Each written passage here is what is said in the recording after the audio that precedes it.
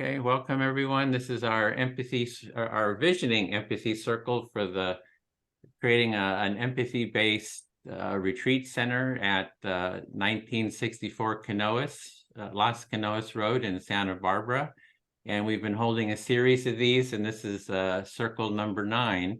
And we're inviting the Santa Barbara community to come share their vision, ideas, questions, anything that you want about the property or just whatever's on your mind, and share it with us. And we are going to start off with, well, I'll mention that the property was previously a seminary, and it was St. Mary's Seminary, and Charles purchased the property, and we're now developing a retreat center there. So we want to hear your vision, ideas for the property. And we're going to start off with introductions. Just take a minute or so, your name, your location, and why you're interested in, being here and talking about this. And I'll just model it. I'm Edwin Rutsch. I'm director of the Center for Building a Culture of Empathy, and been working on the topic of creating a more empathic society for about the past 15 years. And I'm located here in the San Francisco Bay Area in El Cerrito.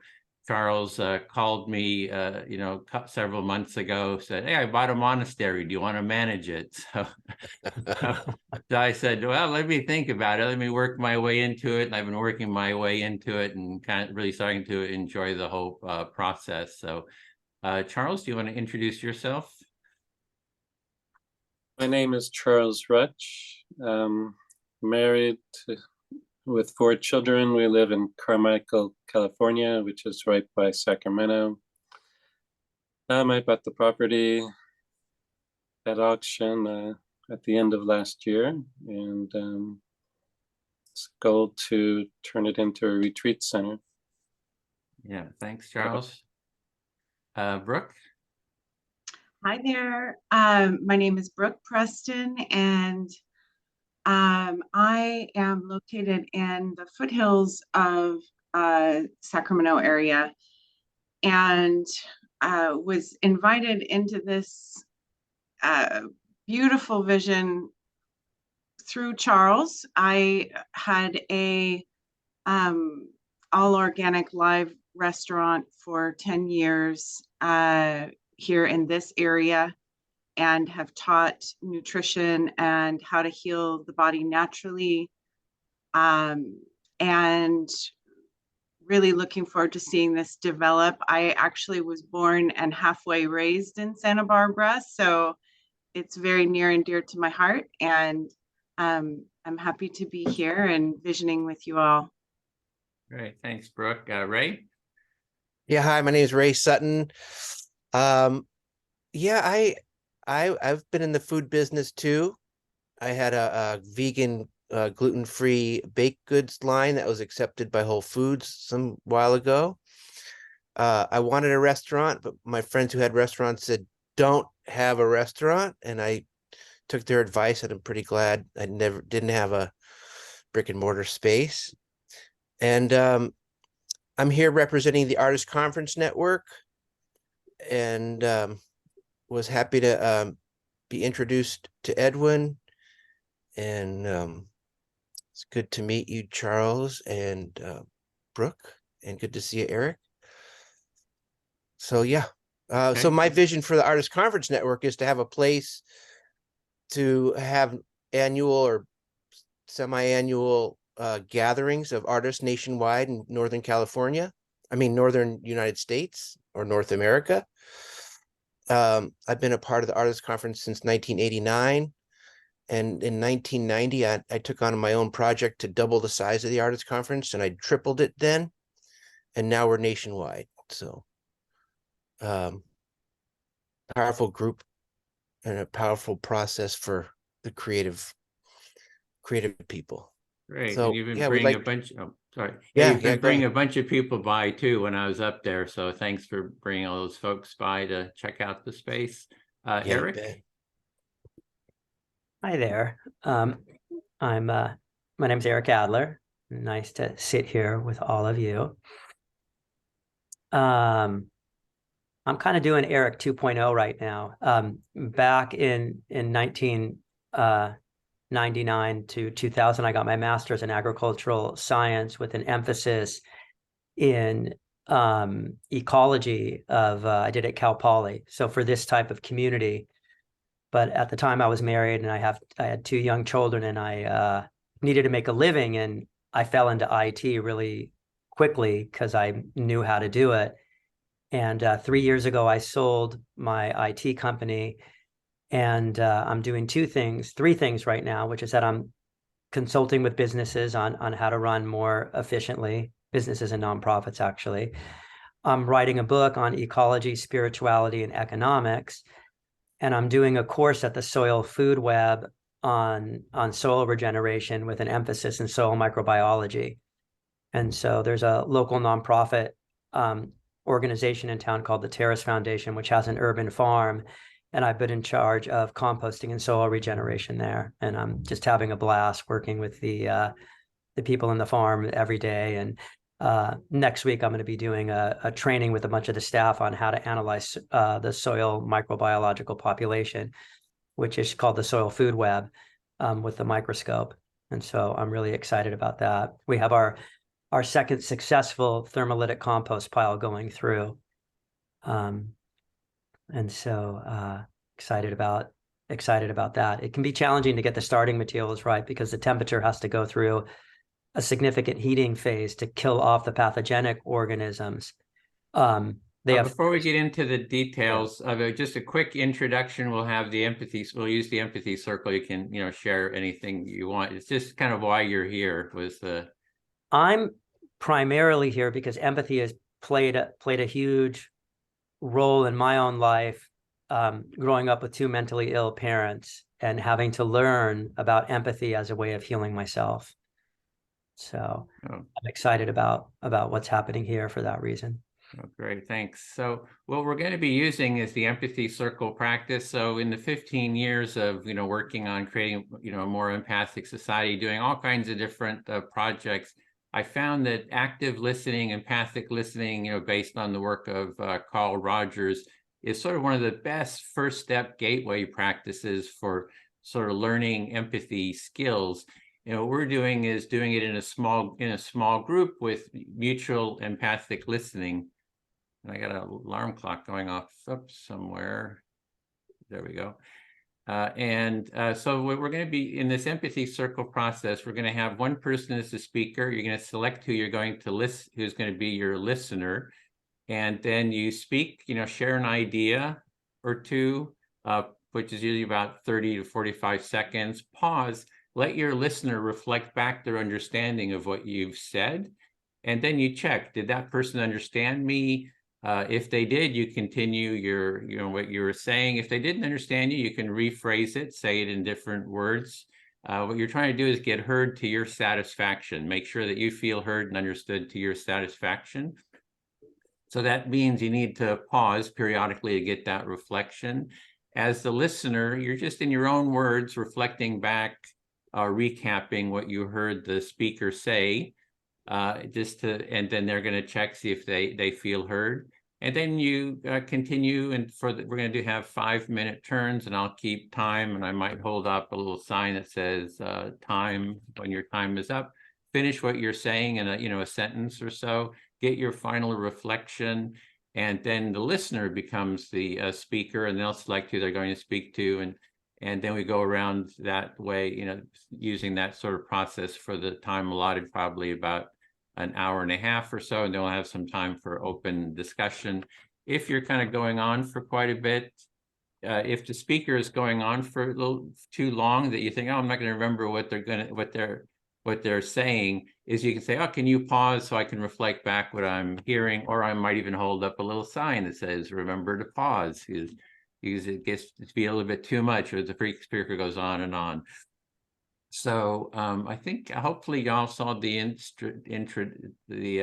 introductions of how to do this, or saw an example. So I guess we're ready to just jump right in, and I'll be the first listener to sort of model it, and I'll also keep time.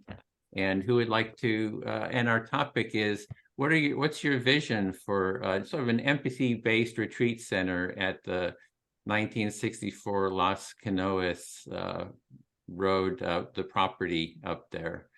So I'm here to listen. Who would like to be the first speaker? I'll go. Okay, I'm listening. Okay, well, let's see. My vision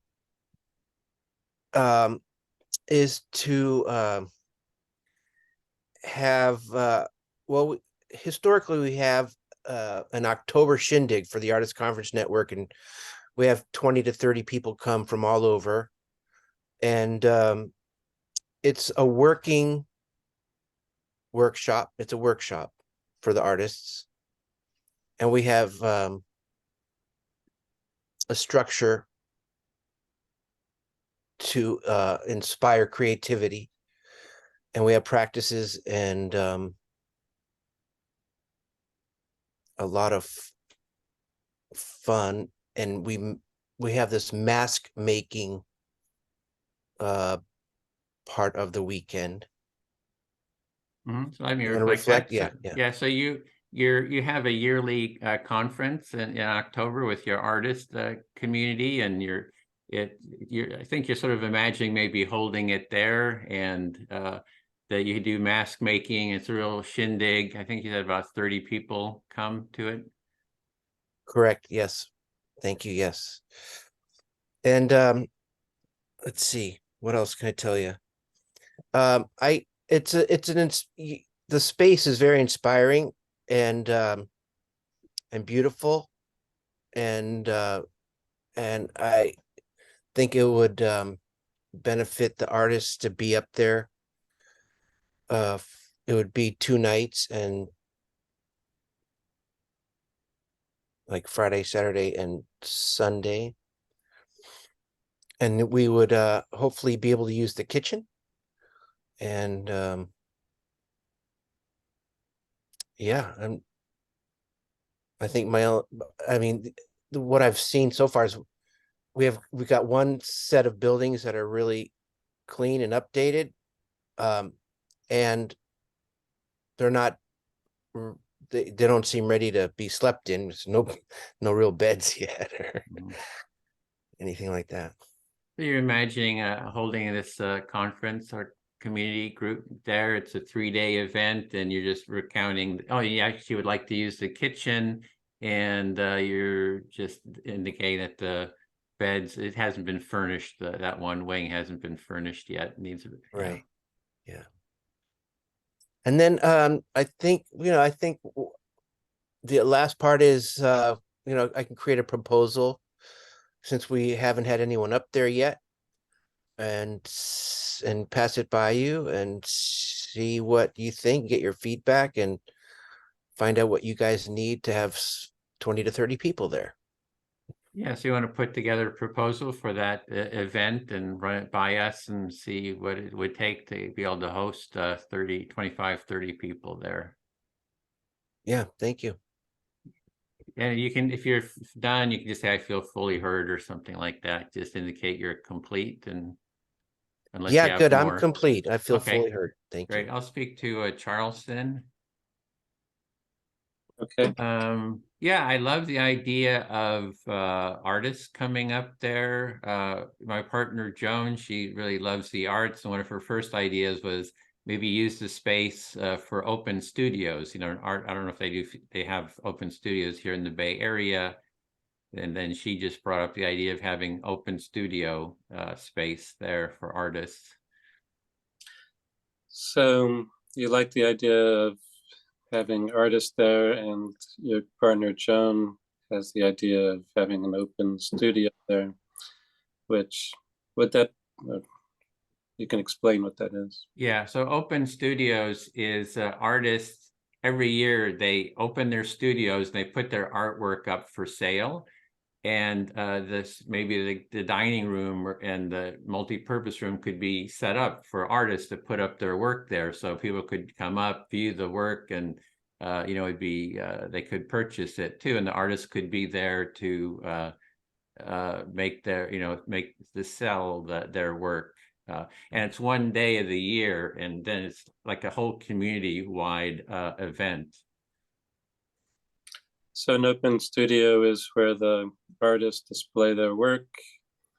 And they're there for one day, and the community comes by and takes a look. And also there's that part that in the gym, there's an area in the front part of the gym that I thought would be a good, to call it the art gym. So it could actually be an art center, putting art, easels and, pottery wheels, or just kind of all kinds of art material. Because it has a big wall of windows, so it has a lot of light. So maybe that could be the art gym, so yeah, just create a program there for the arts. So the front of the gym has a big area that has lots of window light, and you're thinking that could be an area for art and displaying art and teaching art. And so yeah, just really, and then maybe find someone to be sort of art director. At Esalen, where I lived for a year, they had what they called the art barn. So it was just a building kind of off, a little bit remote on the property. And they had all the arts materials there, and they had, a yurt outside. And so people did all kinds of different art stuff. They had an art director, so someone that sort of managed the whole arts program. So I could really see, some kind of arts based program there.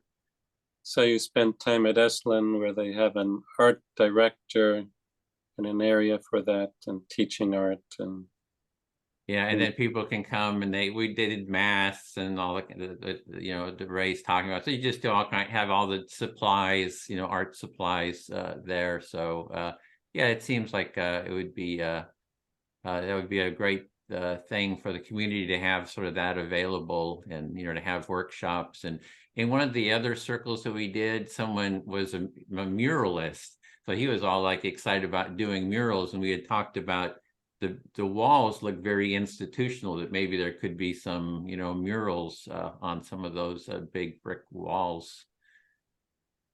so you're also thinking of having murals on some of those outside brick walls. Yeah, so I'm excited about institutional. Yeah, so I'm excited about having artists up there. So it's great. The more arts, the better. Also, creating some artwork that on the property, some sculptures or something, which I think would also help with the ambiance, and kind of to shift that institutional look of the buildings. So having some sculptures around the property, you think, would make it look more inviting? Yeah, I feel heard. Okay, I'll speak to Brooke.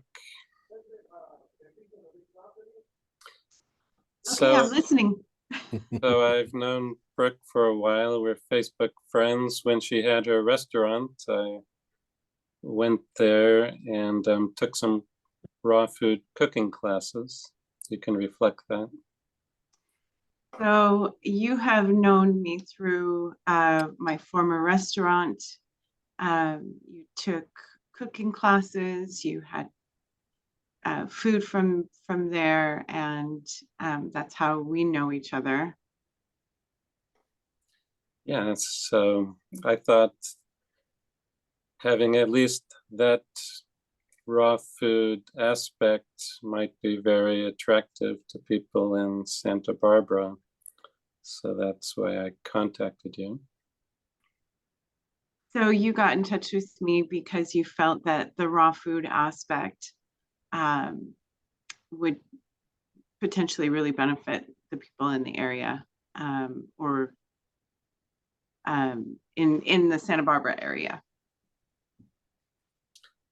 Okay, that's all I have to say. So it's your turn now. Okay. Let's see. Do I choose my? Yeah. Your listener, choose whoever you want. Eric hasn't taken part yet, so if you want to choose him, or who, it's up Okay. to you. Hi, Eric. Hi, Brooke. I'm You're listening. it. I'm listening. So I, really, I love what's happening here my heart is for restoration of humans and the land. And I think that there can be a beautiful dynamic, including all of these different modalities. I heard you say that your heart is really with this, and that well, my reflection skills aren't that great this morning, and that I heard you say that wow, something about the interested in healing and with the land. I missed something there. What did I miss? That just that healing the humans and the land together with all of these modalities, art, food, community, empathy. This is all part of the puzzle in my book. Yeah, we share that, by the way. But I heard you say that the healing of the heart and the land and humanity and empathy and art all fits together for you. Absolutely. Yeah. So I am very much interested in supporting whatever that looks like on the property. I would love to hold workshops on the property, if that's amenable. Right now, I do much of my raw food skills are implemented now through bringing people to a sustainable farm that I live on. And Can I pause you for a sec just to keep up with you? Yes.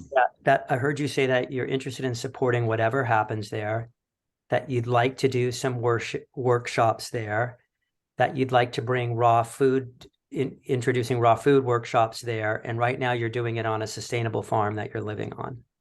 Did I get that right? Yes. Okay. Yes. Small chunks are better for me. Okay. Duly noted. So really, doing raw food workshops, and maybe not solely raw food, but teaching people how to create recipes that can truly support their healing, can also not be entirely sustainable long term without some flex in there and some cooking.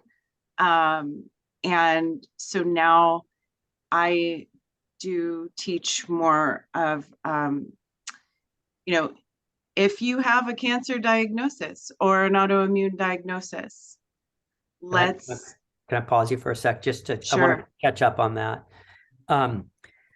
That you're interested in these raw food workshops and teaching people recipes, and that I think you're saying that if somebody does have a challenging diagnosis, that raw food in and of itself might not fully heal them, that they might need to introduce some cooking of food in order to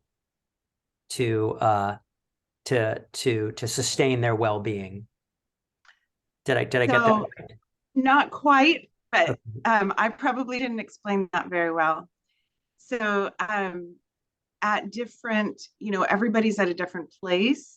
And so I like to bring this flexibility in. If you have a very serious diagnosis, you're going a little bit harder and you're a lot more strict about things until you reach a level of healing where it becomes more sustainable as a lifestyle. Let me see if I got that.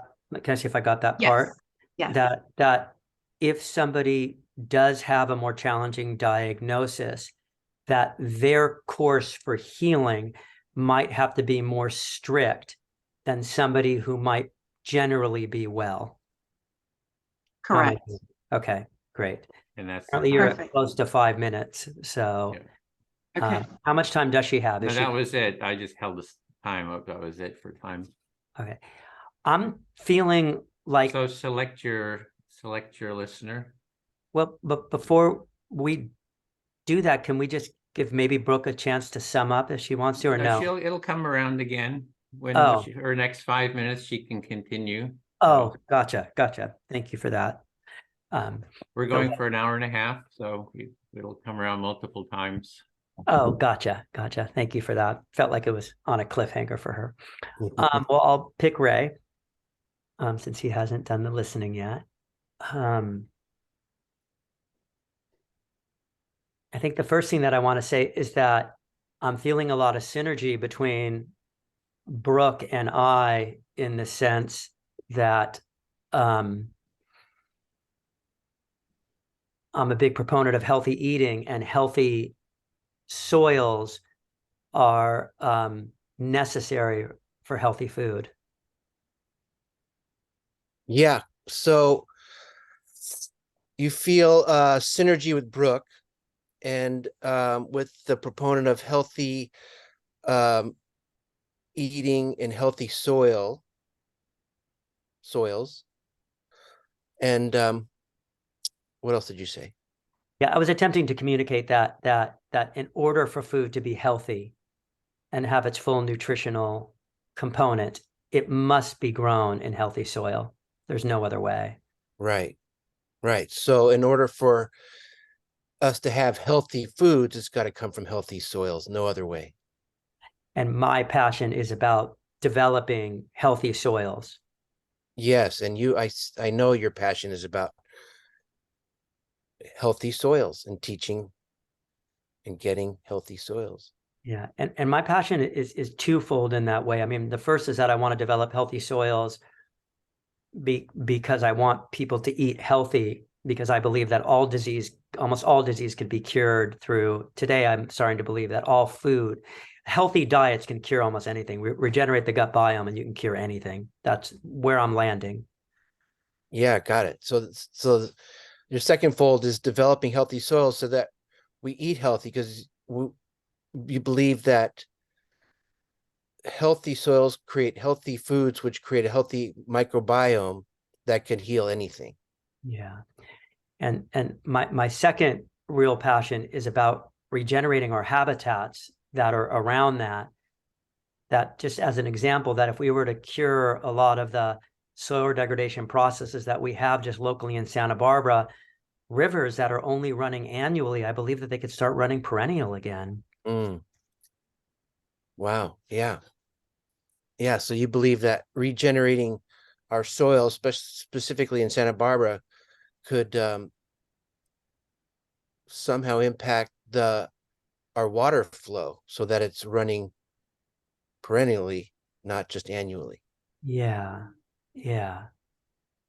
There is a big, for me, and the deeper dive I do into my own learning in this area, I'm noticing that the synergy between healthy ecology and healthy body and healthy spirit is just, it's huge. That the overlap in there is the interconnectedness of that is quite substantial. Yeah. So I'm hearing you say having a healthy ecology impacts a healthy body, definitely impacts a healthy spirit. And tell me what else you said. Yeah, I think I can say this more concisely. There is an interconnectedness among human wellness, both emotionally, or not both, because there's three: emotionally, spiritually, and nutritionally, and the healthy habitats at which we live in. Absolutely, I get it. That the habitat we live in, it's impacts, it's kind of like we are our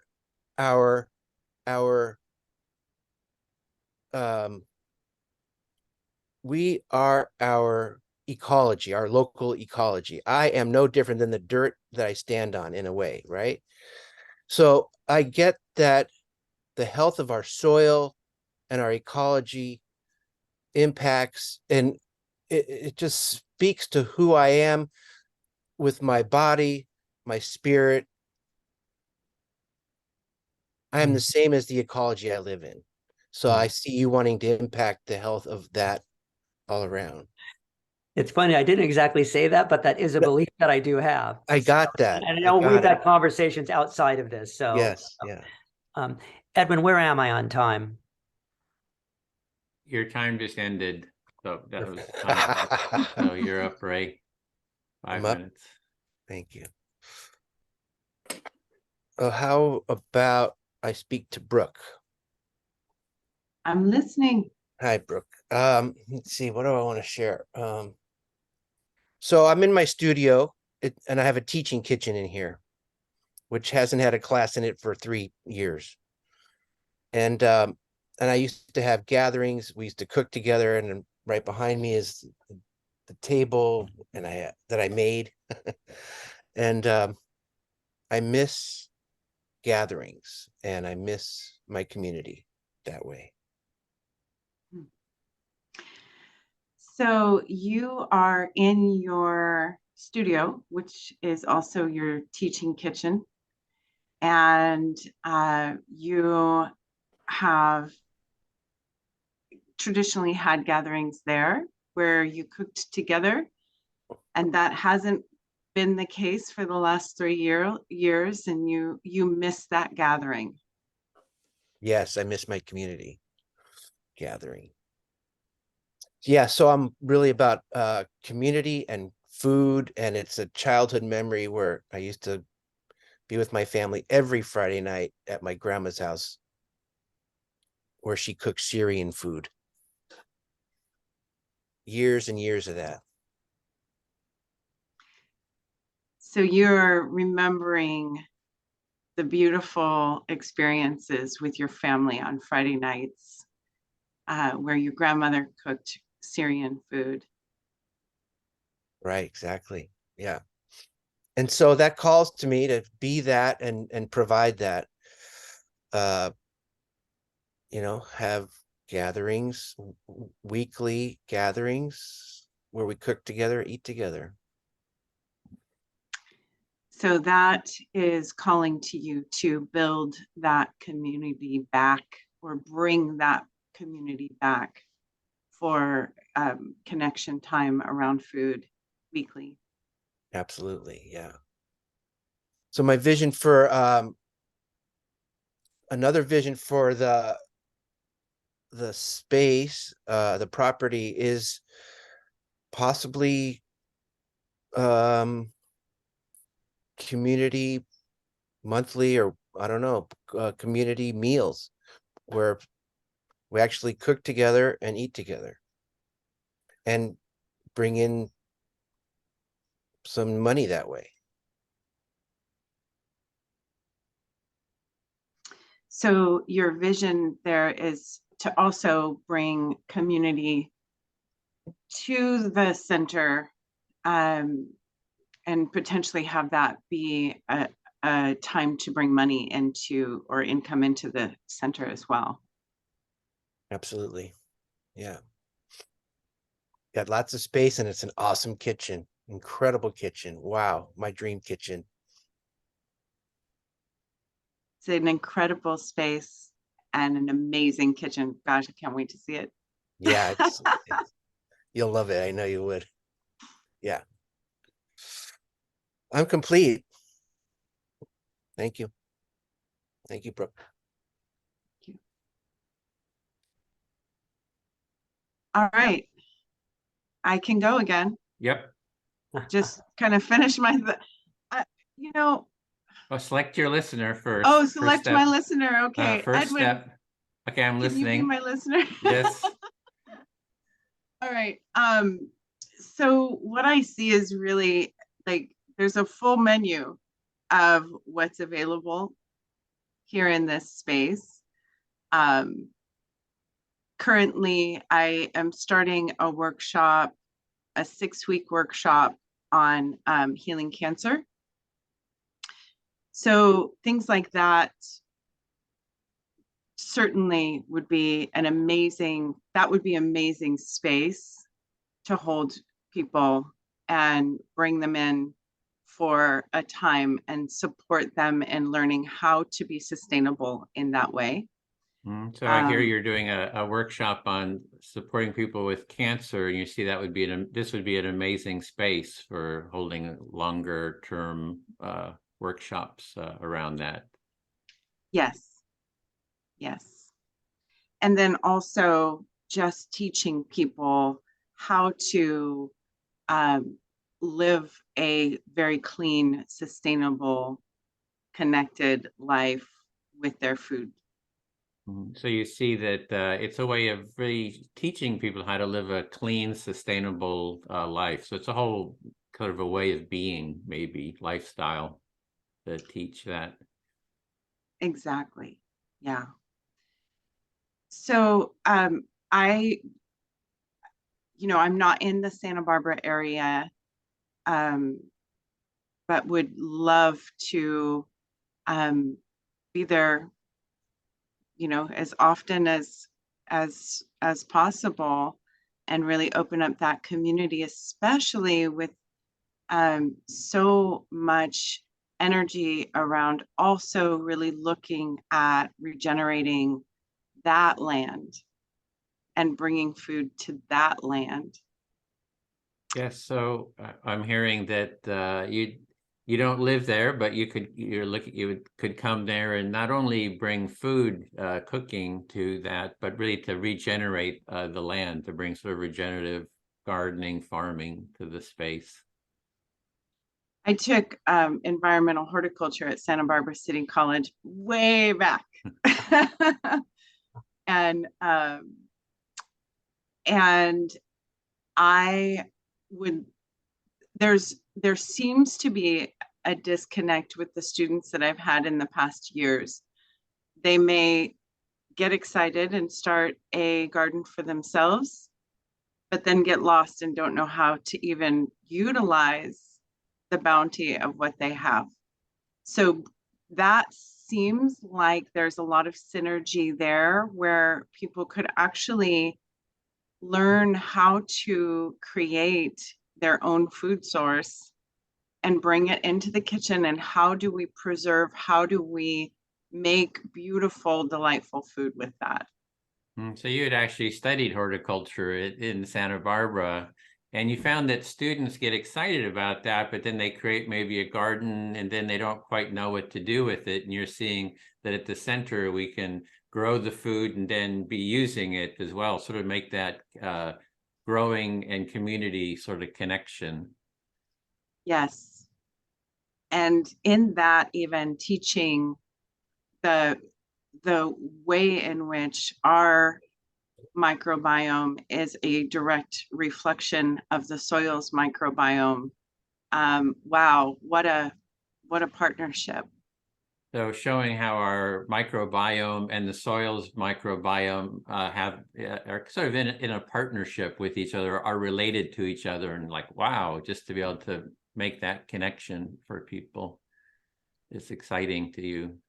It is exciting. And the more people really have a visceral experience with that, the more that it's like little firecrackers that go out into our little local communities. So that's exciting. Yeah, so it's exciting to you that it's like firecrackers. When people sort of get that relationship, it creates these firecrackers, excitement, in the community, and sounds like that's what you'd really like to see. Yeah, that to me is the most potent step to shift the energy of our culture, and taking the destruction and turning it into taking it and putting it on its head and creating that space, because as I have watched, as people make those connections and begin to heal internally, then they want to put their hands to the healing externally.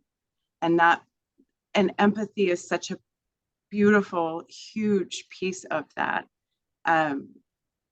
So you're saying that when people sort of heal internally, they start healing the environment. And in that process, you see that empathy is just a big part of that whole healing, the self and then society, the outside world as well. And that was the time.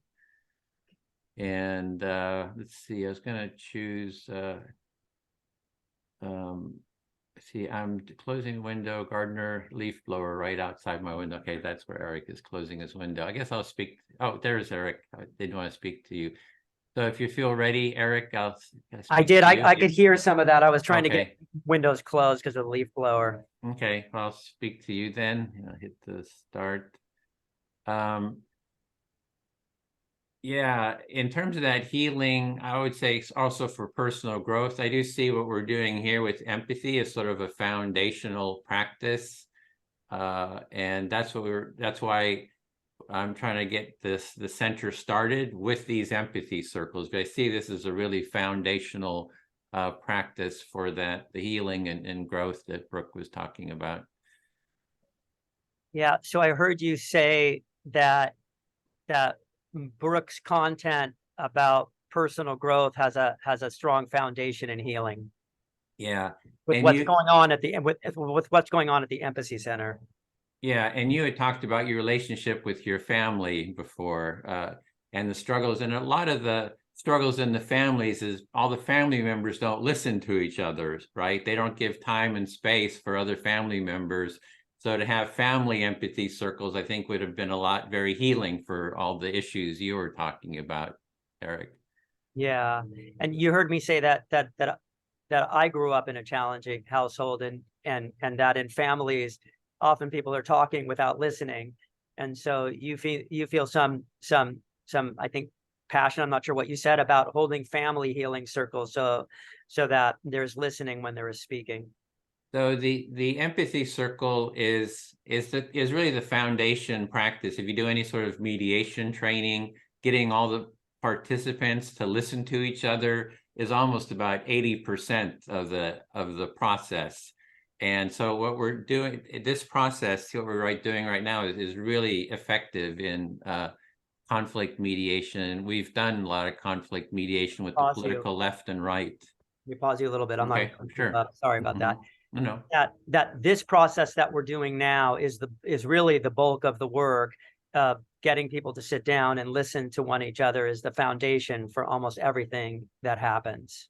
Yeah, and we've done it. There's a documentary called Trump Phobia, What Both Sides Fear, and they featured our empathy tent work where we went out into these conflict zones with the political left and right beating each other up. We set up the empathy tent and offered listening to both sides and mediation between the sides. Yeah, there's a film called something Trump. I don't recall. Trump Phobia, What Both Sides Fear. And basically, your empathy circle was featured in it as a way of bringing these people together to actually have them to see what it's like to listen to one another. Yeah, and I do family conflict mediation too, and we use this process.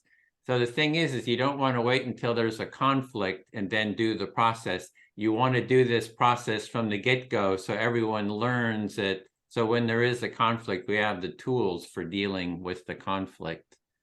So you do this work with families. And what you would like to see happen is that people bring this practice in, and have it be a practice in the household so that we don't have to wait until things are at some sort of acute phase that is happening all the time. And then when things do blow up, which they invariably do, we already have the skills for working with them. So that's what we want to do at the Empathy Center or the Retreat Center, Valinars, as Charles wants to call it, is to have this from the get-go, be learning these practices. So when things blow up, we'll have the tools to, an agreement that we're going to use the empathy circle to work it through. So what you said is that you want people to have these tools because inevitably things are going to blow up. And so if things do blow up and people already have these tools, then they'll be able to work through it.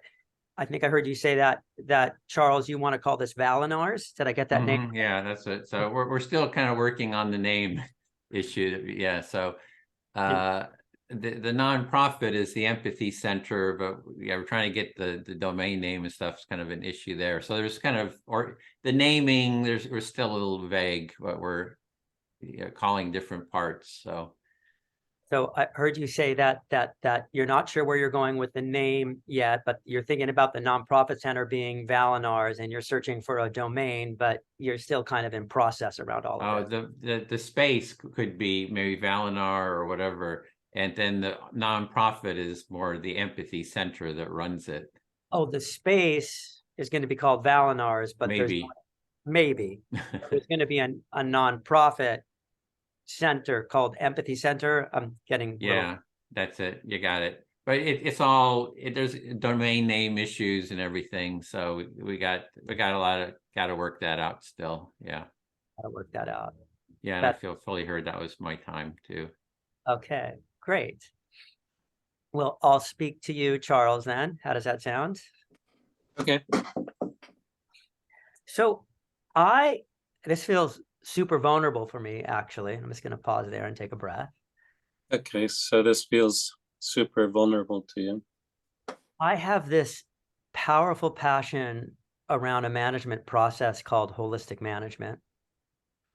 You have a passion around a management process called holistic management.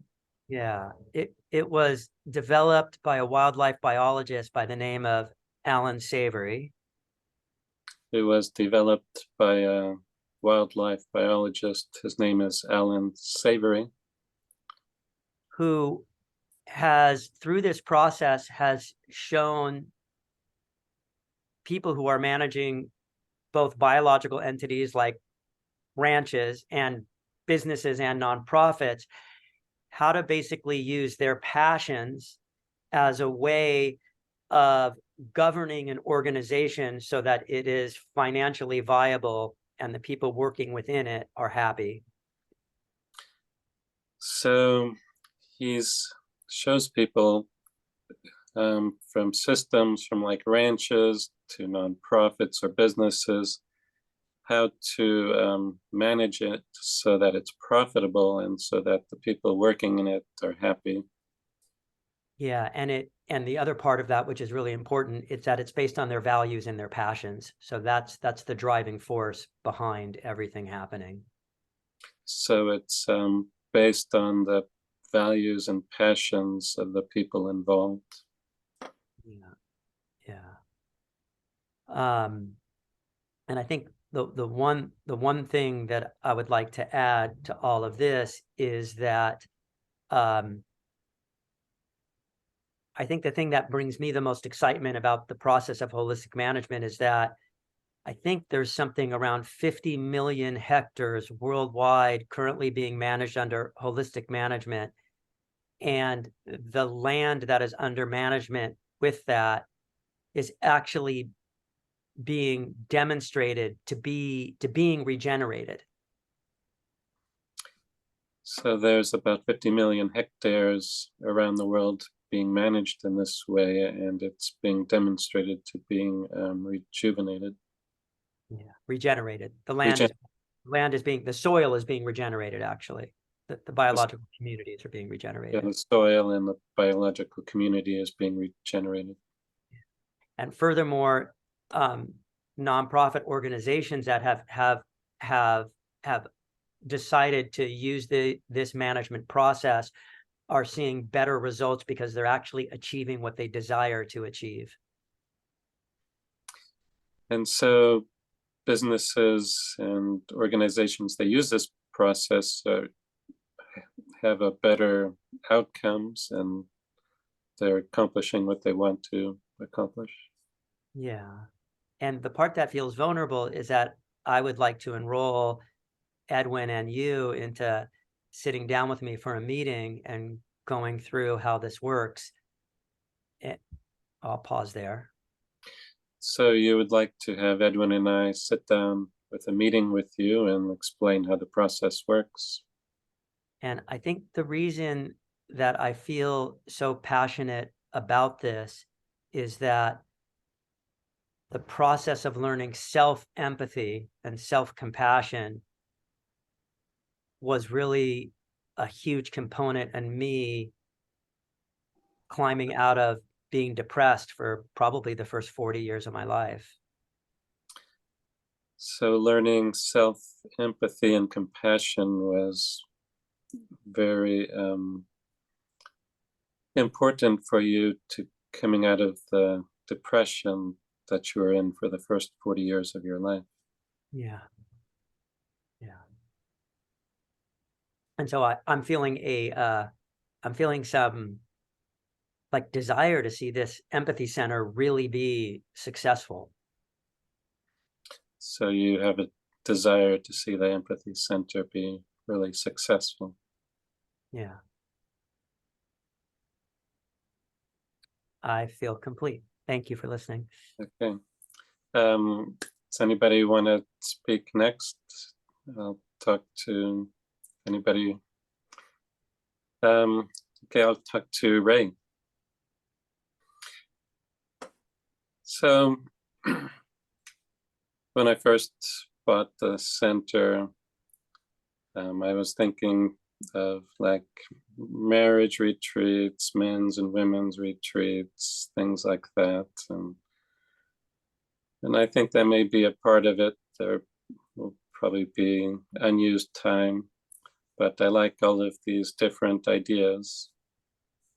Yeah, so when you first bought the center, you thought it could be a a place for wedding venue and men's and women's retreats, and you're liking these new and different ideas. Yeah, I like the whole range of things from healthy food, healthy growing of food and plants, and teaching that. That all sounds very exciting. Yeah, it's very exciting to hear about these ideas about having, you know, healthy food and healthy growing and healthy soil and teaching all that stuff. And certainly self-expression through the arts is very important. Yeah, it's very important, self-expression of the arts. So I'd really like to see all of this become a reality. Yeah, it feels really good to hear these things and have them become a reality. So my idea for the name was Valinor, which comes from J.R.R. Tolkien books, The Lord of the Rings, which is kind of the elves' heaven, the undying lands where they go to. That's so cool. So that name Valinor came from the Lord of the Rings stories, meaning yeah, tell me again. Yeah, from the J.R.R. Tolkien, The Lord of the Rings stories. Yeah, I got that. Okay. Well, I feel heard, so it's your turn. Oh. Am I speaking again? Yes. Wow. Choose who you're going to talk to. I'll talk to Edwin. Listening? Ah, boy.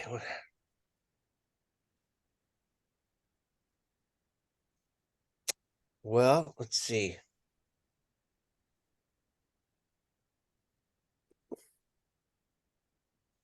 I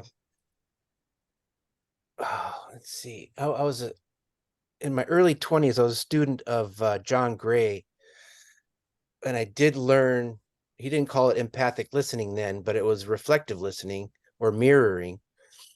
And so I know how powerful it is to feel heard.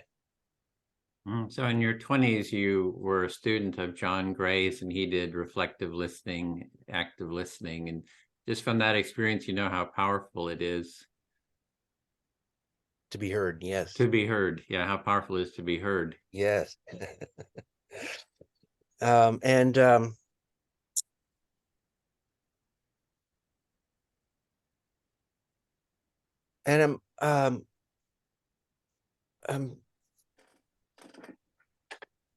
what do I want to say? You're really searching for what you want to say. Yeah. Exactly.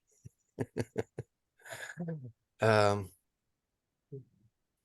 you know, I'm inspired by the property and the potential I see there. Yeah, I feel inspired by that, the property and just the potential that you're seeing there. Yeah, and I want to be a part of it. And you'd really like to be a part of it in some way. Yeah. Yeah. I mean, I could see myself in different aspects on the property, either managing the kitchen or managing the art gym or Yeah, you can see yourself managing the kitchen or the art gym, just kind of being involved in some way. exactly, yeah. And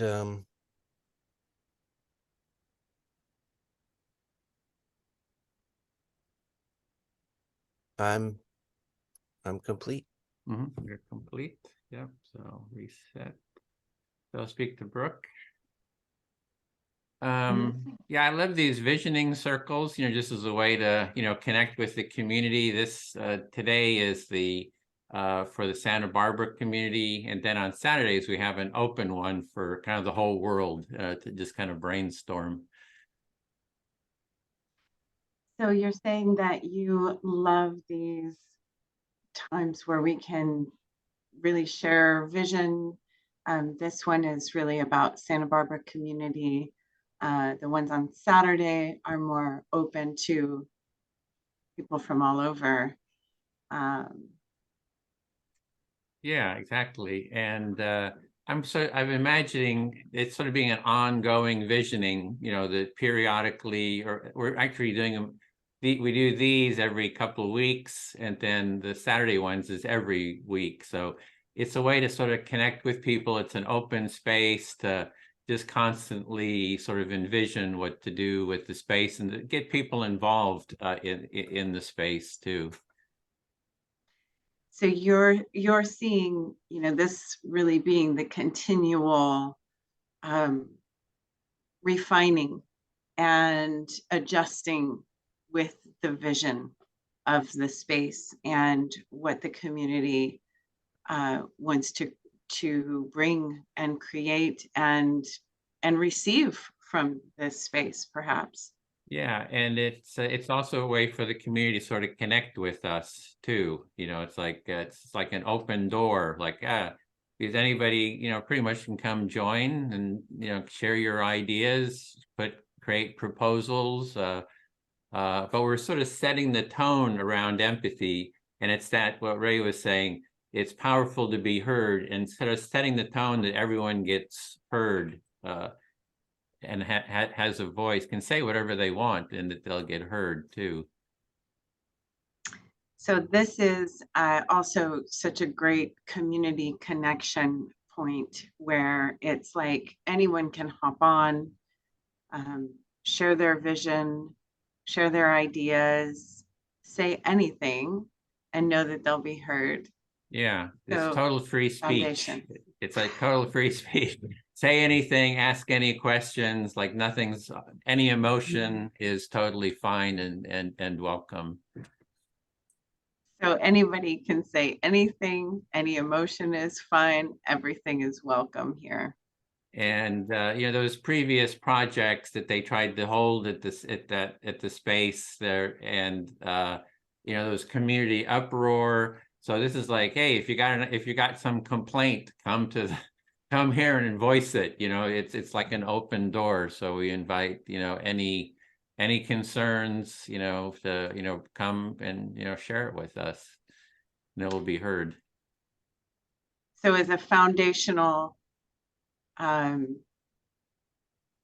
of compass point, this is the compass of using the empathy process, where prior projects on this property, there were huge uproars through the community. There was a lot of dissension, and here this is really invitation to everyone to come and bring whatever it is that they have and know that they'll be heard.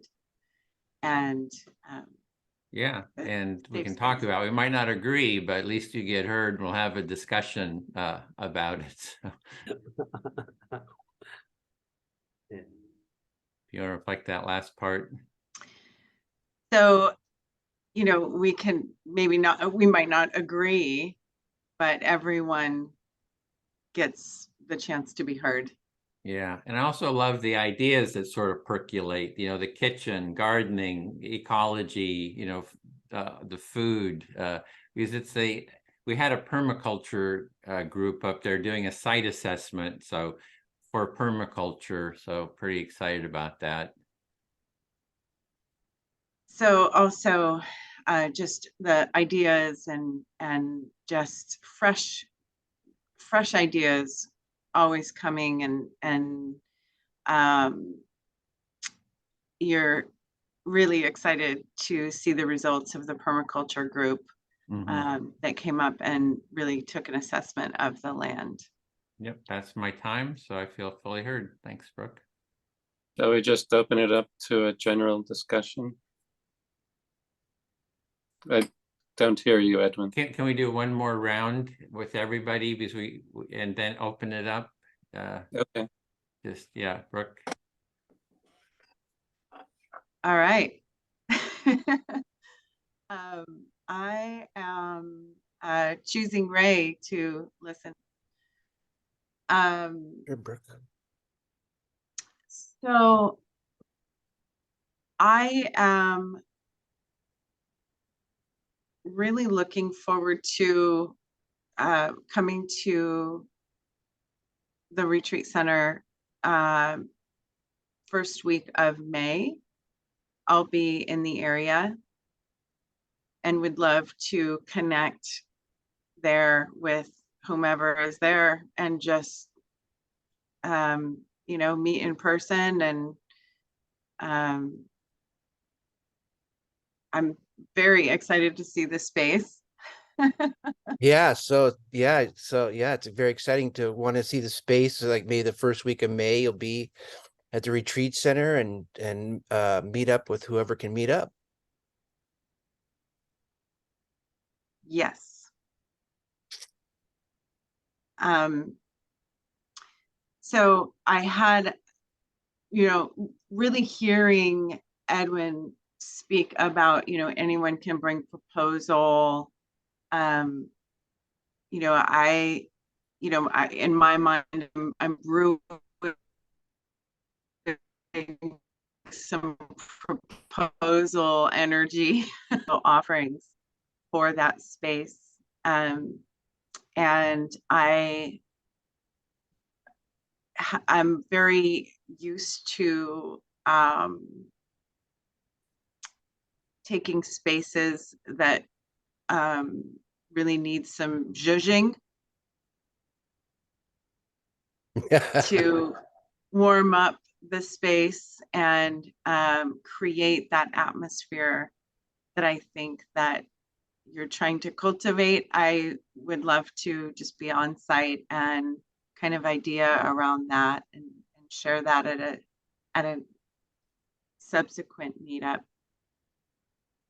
Yeah, so it sounds like you really want to be at the space and use that word zhuzhing. And see what you can do there. And you mentioned something about proposals to Edwin, but we had a bad connection there for a sec, so I didn't quite get everything. Yeah, just my mind is really opening up about like potential, you know, how to do a proposal or what would I propose Yeah. So yeah, what or would you bringing propose? How some would you, offerings there. yeah, how would you do a proposal? What offerings can you bring in? Yeah. And I also don't want to get ahead of myself. Yeah, I get it, right. Yeah, you don't want to get ahead of Because, yourself, right? yes, Got it. I think creating the structure, because I haven't seen what's there yet, to know what's available for retreat and Oh, all right. of You don't want to get ahead of yourself because you haven't seen what's there yet. And yeah, it's all there. great. Yeah, Yeah, that's all I have for now. thank Thank you. you for listening. You're welcome. Thank you.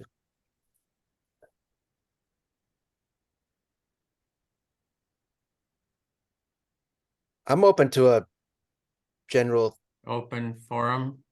open forum. Okay, seems that the energy is there, so let's just open it up for any I'm comment, also any open to a conversation. I'm also open to a bio break for a minute. Okay, go. If whoever needs to just take care of yourself. Yeah, I'll be right back. Okay. Yeah, I guess we'll open it up then. Any open free form dialogue. So yeah, for May, you're welcome to stay there too, Brooke, if you're wanting to. Or if you're wanting to stay on the property, I mean, there's rooms. Oh, well, I wasn't expecting that. I wasn't sure. Thank you. I wasn't sure what I wasn't sure what was there. So I'm fully also able to not, but either way, being on the property might be nice. I can actually really sink into it.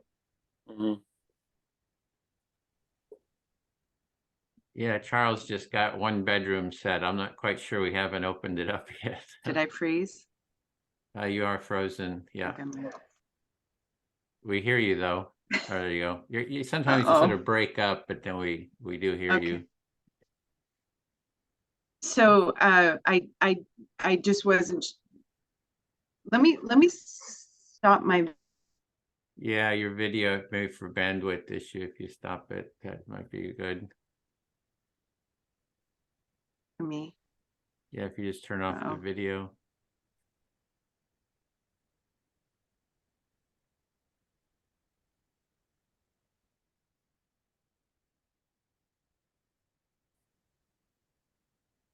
Do you hear us, Brooke, now? So Brooke was just having some internet problems. So we're just opening it up. Eric, Ray, Charles, any sort of comments, questions? Well, Eric, I'm very intrigued about this management process you were talking about. I'd love to sit down with Edwin and you and discuss it and learn about it. Would this be like a Zoom call or in person? Well, first I wanted to say that I'm so delighted to hear that. I can just feel like a lot of positive energy just flowing through my body hearing you say that. I mean, I think starting in Zoom would be easier because given just where the two of you are and that I'm in Santa Barbara, I think that would be simpler. But I would definitely love to sit down with the two of you in person. So Okay. however that unfolds, I feel honored and delighted that that could take place. I look forward to it. Do we set a time right now just to? Okay. Sure, I need to grab my phone to get my calendar.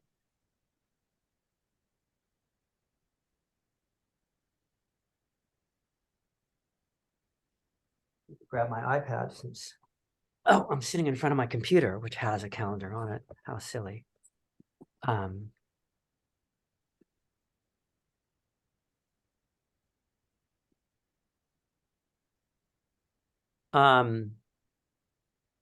Next week would be better than this week. But I could make something work on Friday or Thursday. This Friday or This next week? So yeah, this Friday or next week Okay, after 12 works for me, not before. on Friday. Uh-huh. Um, Charles? 12? Yeah, 12 Friday is good. this Friday, I think, yeah, I could do, 1 p.m. would be better for me because I have a 9 a.m. that I don't know how long is going to go, but I'm pretty sure I could make noon. It's just if it runs over, I wouldn't want feeling the pressure of that. 1 p.m. works for me. For you, Charles? Okay, all right. And do you want me to send out the Zoom invite or will you handle that? If you want to send it out, you have all of our emails All of them were in the other in the email. last email that I sent out, Perfect. and that's for holistic management. Yeah.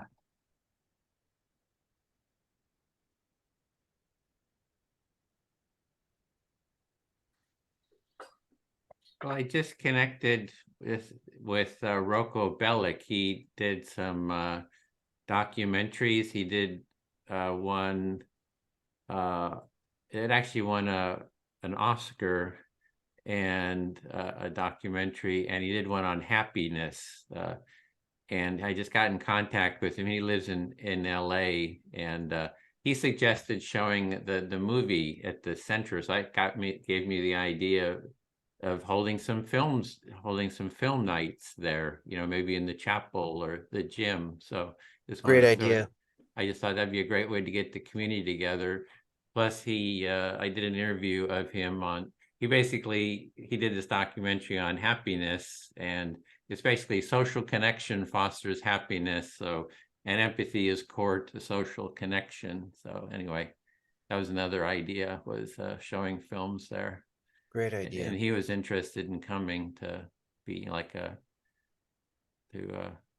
show the film and talk or something at some point once we're ready. I've got a couple little tiny things to add. May I? Go. It's open forum. If the two of you have any interest in, I don't mean to be exclusive of you, Ray, by the way, but if the two of you have any interest in trying to put forth a program where almost everything that happens on site becomes like all the food, all the because like even cardboard can be composted on site. If you guys have a sense of attempting to put through almost a zero impact facility and turning it into a place that the soil is being regenerated and having that be a demonstration site, I would love to be a part of creating something like that, where all the stuff from the kitchen and that also that we can demonstrate that we're sequestering carbon. I think I can do that with my microscope today. Like I think there'd be ways of proving that carbon sequestration is happening. So if that holds any interest with you, it's a huge passion of mine. Yeah, that sounds great. Composting and Gray water. as much as possible.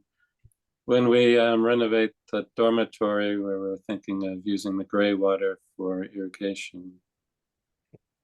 And planning that in ahead of time, Mhm. like often, I think, Edwin, you can speak to this, like when people are going through construction, as being somebody who was in IT first, I was always trying to get with the architects and the planners ahead of time to talk about where they wanted to head with technology. I'm happy to be leaving that world behind and move into ecology. But like as you guys are doing planning here, to come in and speak about how to create a place where the soil is regenerated and that we're using the water intelligently. All of that fits within holistic management and the soil microbiology work that I'm studying right now. It's a huge component of being efficient. So open to spending time there. Yeah, we just had seventh generation design. They came out the other week, and they're in the process of doing a site assessment. So they're putting together a report on the overall of the site, and then there's they also do sort of project, like, once we can document what the site, what the resources are there, then we can start creating plans for how to take the next steps, for action, and then start mapping out different visions for how to do permaculture, regenerative agriculture. And I think, I don't know if I showed it to you, but at the gym, just behind the gym, that looked like a good place for adding some sheds or something for permaculture, so because there's that flat area there that there could be, so the beginnings of a permaculture, regenerative culture, regenerative, gardening, farming process, could be something, some program set up there. Holistic management actually builds in a process for land planning, which is the way that they handle it. I don't know, I can bring tears to my eyes. Just the way it connects with the passions and the values of what people have, and connecting it to how the land is. I got to think in some part of this, Alan was divinely inspired putting this all together. Because it just, yeah. The two other points that I would just love to bring up is that as I'm writing this book on ecology, spirituality, and economics, and how the deeper dive I go, the more interconnected I see these three items. And to be able to offer some coursework on the interconnectedness of empathy and how ecology fits in, like what is the ecology of empathy and how that fits in.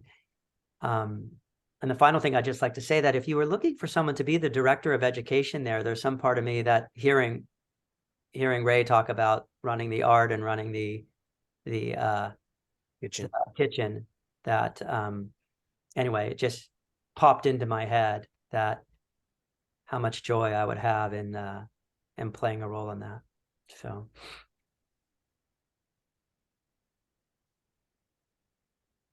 yeah, thank you for listening. Yeah, you'd be great. You'd be great. Thank you, Ray.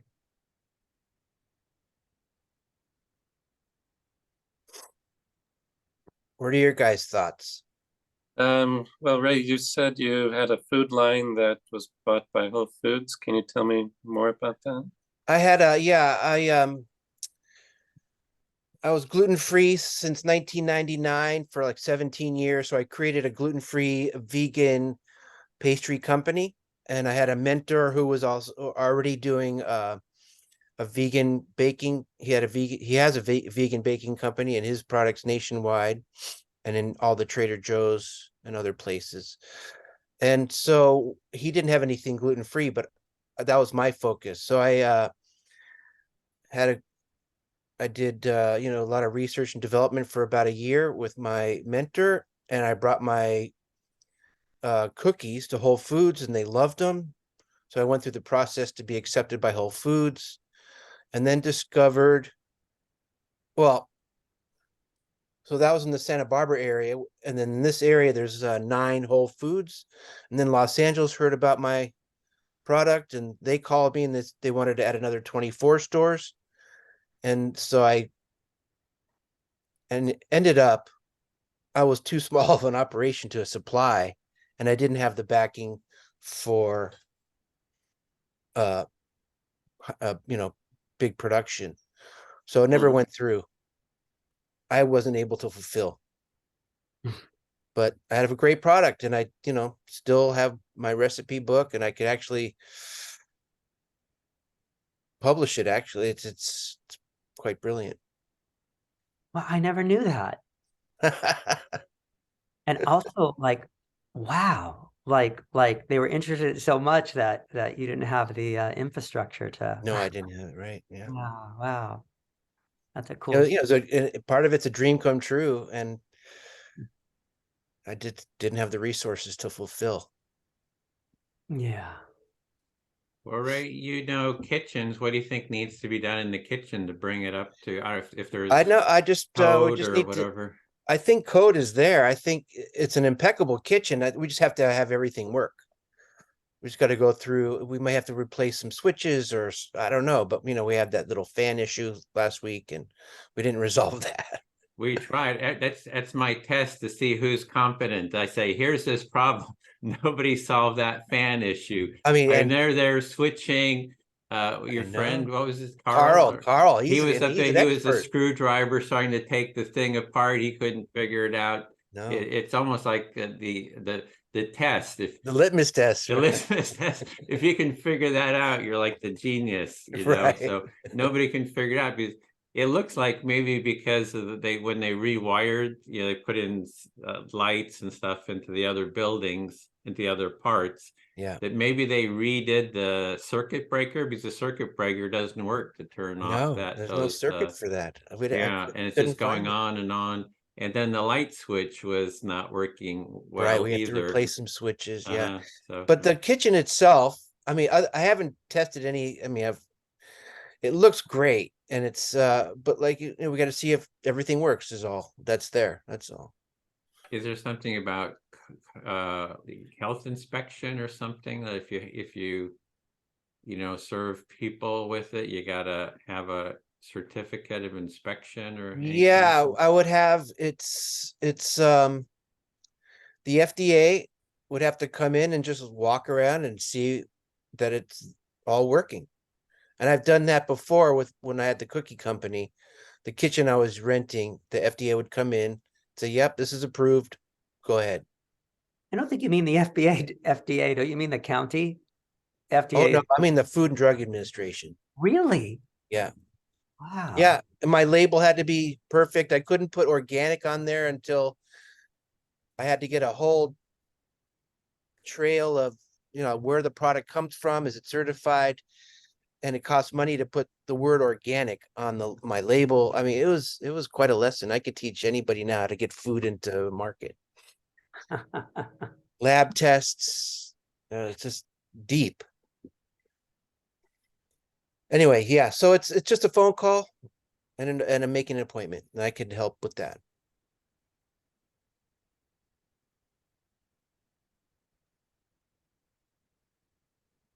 Okay, Yeah. well, it looks like we're talked out or ready to close. It looks like we lost Brooke. Her connection was kind of starting to break up, so we looked like some internet problems. Yeah. So we do have on Fridays, we have a volunteers group that we've started at the same time, same URL. So we have people who it's for the empathy community that we have. We want to develop a bunch of empathy programs. So empathy in the schools, empathy in conflict mediation, and there's a whole list of different projects in mediation, in the families. As Joe Biden has talked a lot about, empathy is core to democracy. So a program on fostering empathy for democracy. Also, we have an empathy tent. So we take that tent out into public spaces and offer listening. So we want to develop a program around that and do chapters around the countries that people do street level listening, and then have the empathy tent. So there's all these different projects. We're looking for people that want to kind of develop those, so we have that in the volunteer group. And then on Saturdays, you're also welcome to attend. It's an open session on just visioning like we're doing now, and have any number of people. This is sort of limited to 6 or 7, this one here, and from the Santa Barbara area. And this Saturday, though, we have a conflict mediation, a conflict peace building empathy circle once a month or once every 2 months. So that's sort of our schedule, and you're welcome to attend those, or you're welcome to also come to. We'll be doing this one on Monday in 2 weeks, so you're welcome to attend again. Bring your friends. If you could, reach out to any friends that might want to take part. We invite you to bring them and to connect with us, and you get to meet the owner, talk with Charles. So, he has the final say on these things. So what's going to happen there? So it's good to meet with him too. Yeah, really great meeting you today on Zoom, Charles. Great to meet both of you too. Thank you.